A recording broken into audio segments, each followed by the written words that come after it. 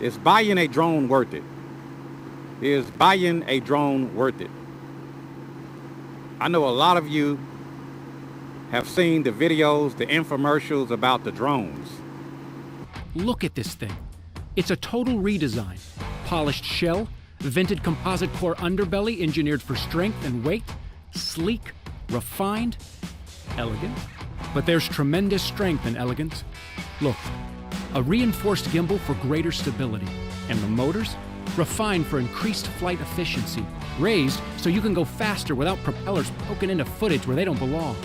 That's gonna come in handy when you're going fast. How fast? That fast. We've added a new sport mode for more experienced pilots to get eye-popping shots, or maybe just to bring out your inner speed demon. We are only the capacity of what we experience. The Phantom 4 is the first quadcopter to harness those senses and show you a world without limits. It is truly your flying companion, by your side, actively involved in every adventure and burst of inspiration you might stumble on. With the Phantom 4, the world is your blank canvas. What are you gonna do with it?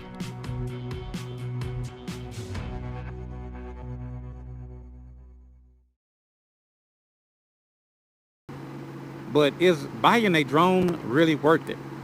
Well, the reason why I asked that question is because there's a big misconception and ignorance to having a drone. When you go into a store like Best Buy, or if you buy a drone offline, they're not going to educate you on the laws of having a drone because there are rules to having a drone. When I first bought my drone, I didn't really think much of it. I knew that there would be a height restriction. I knew at some point you can't get it up so high because of the flights of the airliners. But as I started doing some research over the last few weeks, I found out that there are lots of rules to this drone. I knew a few of them. One of the rules is that you cannot fly over 400 feet, which I knew that.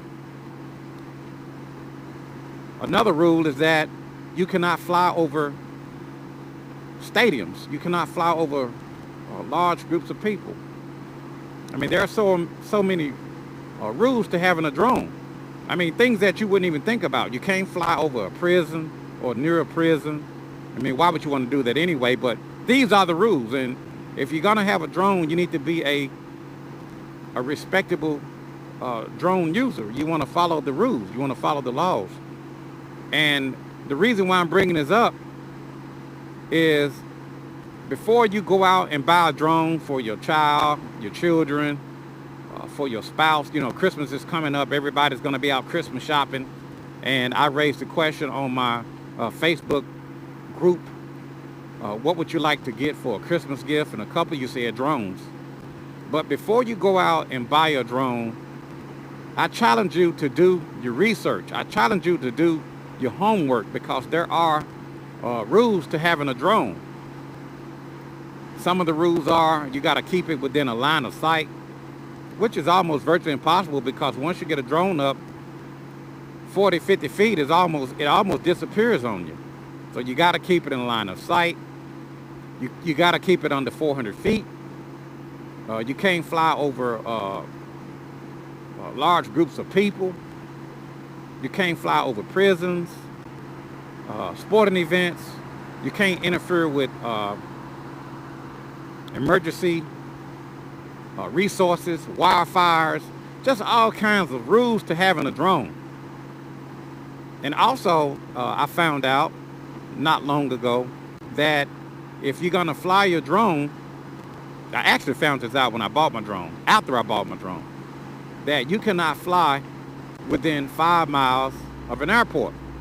Well, I thought, you know, no big deal. You can't fly within 5 miles of an airport, no problem. I mean, there's a major airport in Memphis, and I can't get within 5 miles of it, right? That is correct, but what I also find is not just only big commercial airports. You got places that do the crop dusting, that fly those planes that dust the crops, emergency helicopters that do those emergency transports, anything that flies will be considered like an airport. So you got to get permission from the FAA if you're going to fly within 5 miles of an airport. Well, you think, well, okay, well, that's no big deal. I know where the airports are. Well, you really don't. You really need to download an app called AirMap. It's a free app that you can put on your iPhone, your Android phone, or your tablet, and it will actually give you the location of these airports. And I'll show you a picture of what it looks like. I'll put a picture up. If you notice on the map, if you see the circles, you cannot fly your drone within the red circle because that represents being within 5 miles of an airport. And if you look closely at the map, no matter where you look, there's only a few places that you will be allowed to fly your drone unless you have clearance from the FAA. So you have these little narrow corridors in these rural areas that you are allowed to fly your drones. But if you get within the shaded areas, the round circles, you're gonna have to call the tower and get FAA clearance to fly your drone within that area. And see, that's one of the things that a lot of people probably don't know. I mean, when you turn on the internet, you see these commercials of guys flying their drones. They're getting all this nice footage and flying over different landmarks, and it looks really well. So before you fly, you need to open up the app to make sure that you're not within 5 miles of an airport. And if you are, you're going to have to call the air traffic controllers or the FAA, the tower, to get clearance. And they're probably going to want a flight path. Another thing about a drone, here recently, if you bought a drone, you had to register it. You had to register it and get identification numbers, because if that drone causes some issues or causes an accident, they want to be able to trace that drone back to you.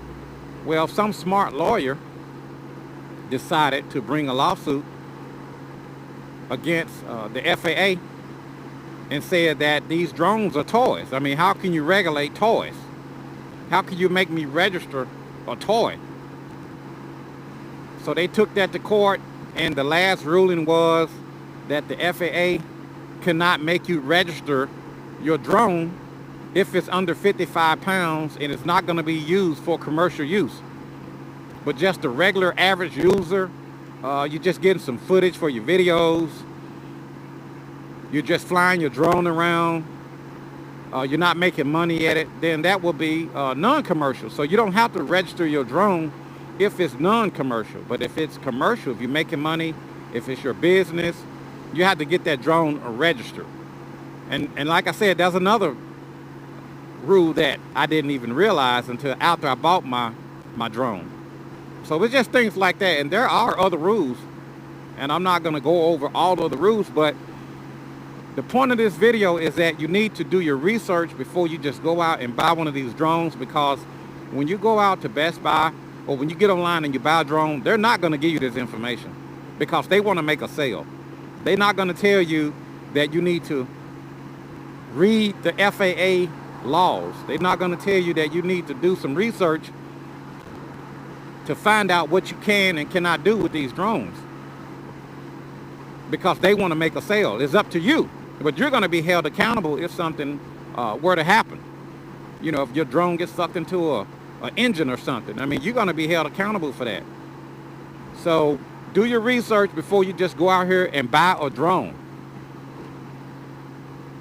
So the question that I have for my viewers and subscribers is, buying a drone even worth it? Is it worth it to even buy a drone? And I just found this out, which I had no idea. I just found this out in the last 24 hours. I was changing out one of the batteries on my drone, and on my display screen, I got an update that says that I now have to do an update on this drone. And I don't even think it was optional. I think it was mandatory, because it wouldn't let me You just had to download this update. And basically this update is called geofencing. It's a geofencing update. Well, what is geofencing, Chris? Well, I'm glad you asked, because I didn't know either, and I just started to research this within the last 24 hours. And apparently the geofencing is another fancy word for saying no-fly zone. So now DJI is requiring you to do a geofencing update. So that means that before you fly, you would generally go to your app to pull up the locations of these airports. Like I showed you on the map, it's going to give you the circle of the airport. Well, the geofencing is a program that's downloaded into the firmware of your drone. And basically what that means is that if you fly in near a no-fly zone, your drone will not proceed. It will not let you enter. And I guess that's a good thing, because you don't want to fly into a no-fly zone. But with this new update, it's to my understanding that you got to have an internet connection, and if you fly in a no-fly zone, your drone is going to land automatically. You can't bring it home. So I mean, I'm doing more research on this. This is all new to me. I had no idea that they just started this within the last couple of weeks with DJI. If you think I'm kidding, do some research, look it up. You know, this is all new to me. Some things I know, some things I don't know. Now I think there is an option for you to bypass or to take off that restriction if you fly into a no-fly zone, but then you're gonna have to put your personal information in. I think a credit card number, your telephone number, or something like that, that's saying you are authorized to fly in that no-fly zone. So again, all this is even new to me. Some things I know, some things I don't know. I'm still researching this stuff. I'm still learning some of the rules. But one thing I can tell you for sure is that you need to do your research if you just go out here and buy a drone. Don't just look at the commercials and say, oh, I'll just go out and get a drone like I did. I had no idea. I knew it would be some rules, but I didn't know to what extent. Those stores are not going to give you that information. They're not going to tell you that you cannot fly this drone over 400 feet. They're not going to tell you that you cannot fly this drone within 5 miles of an airport unless you call the airport towers to get clearance on the FAA.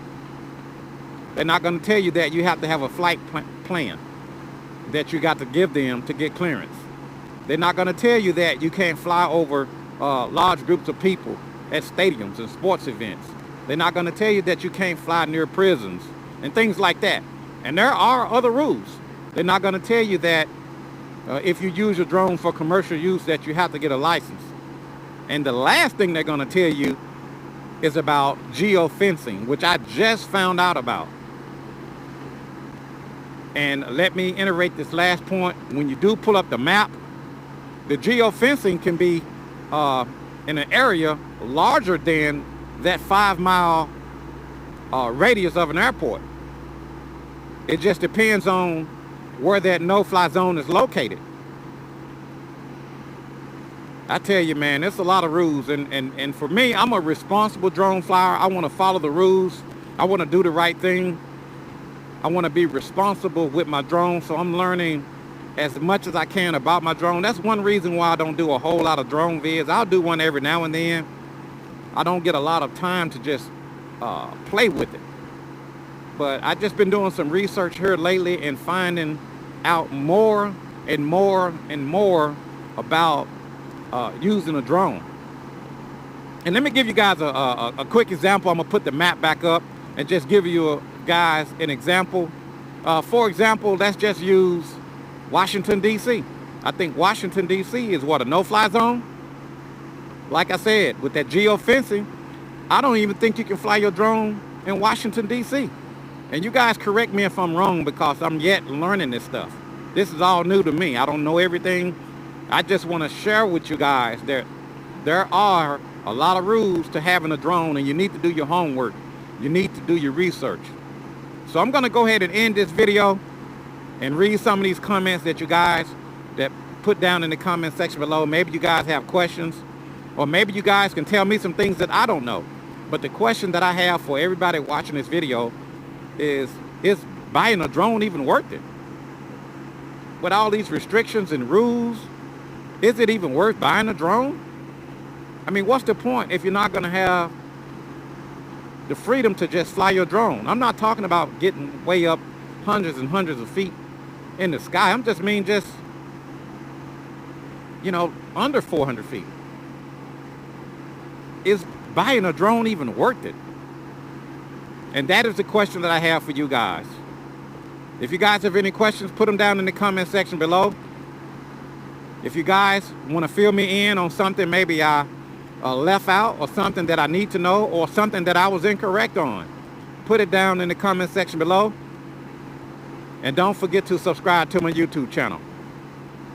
This is your boy Chris, out on the gold wing. Out on the gold wing. And I will, as always, I will talk to you guys later. See ya.